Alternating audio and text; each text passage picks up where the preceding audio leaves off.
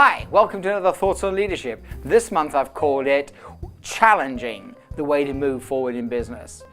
See, interesting title to use, I know, but I've really been getting into some thinking about this in recent times. Now, I'm going to go back to something I've said regularly and often in the past.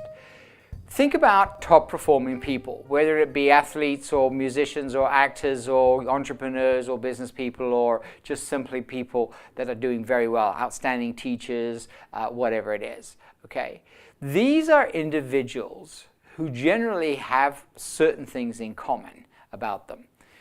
These are people who don't see the mistake as limiting. They don't see the challenge as limiting. They don't see the issue as limiting. They see it as something that gives them an opportunity to excel, an opportunity to rise to a higher level. I've talked to teachers who say teaching to kids is great.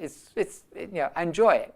But the real heart comes when you see the child that's struggling with it and helping them get over that hurdle. The child that's got a problem, that's a challenge to you as a teacher, is the one that's most rewarding. Think about athletes, musicians, they've all got coaches, they've all got people there who are helping them get into the right mindset about things so that they can push through. You know, the most famous people that you will ever read about or hear about will tell you that they break through barriers. It's that determination, that get up and keep going, that makes them go forward. So when we're talking about challenges, we're talking about helping people to react to challenges, react to issues, and react to issues in a way that is exciting, if you like. It's inspiring. It's, wow, here's an opportunity. Here's another way of putting it. Think about it. Look at it in terms of serving your customer.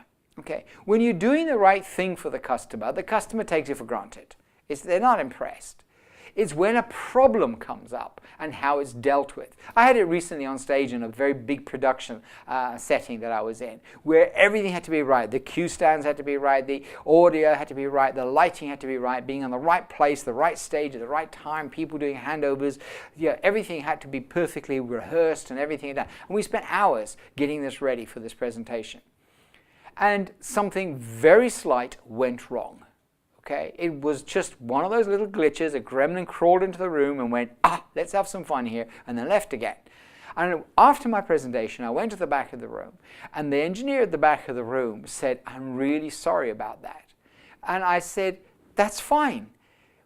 Mistakes are going to happen. It's how we deal with the mistakes that define us. All our rehearsals and everything was fine, but how we dealt with the things that we hadn't planned for, the things that we didn't expect, is what really defined us as people." Okay? So that's what I'm talking about there. So my question for you this month is, in your organization, how do people view challenges? How do people view these issues? Okay? And here's the big question for you. How do you deal with it? Because you are the example they look for. If you don't deal with it very well, that gives them an excuse not to deal with it very well. Okay? So what are you doing about it? What example do you give to others? And then how do you help them deal with that same problem? I'll try and give you some tips and hints. If you go on the Bridle in Focus site, you'll find an expanded version of this, and there's a few ideas of how you can deal with this. Hope you're having a great month. Look forward to seeing you again next month. Bye for now.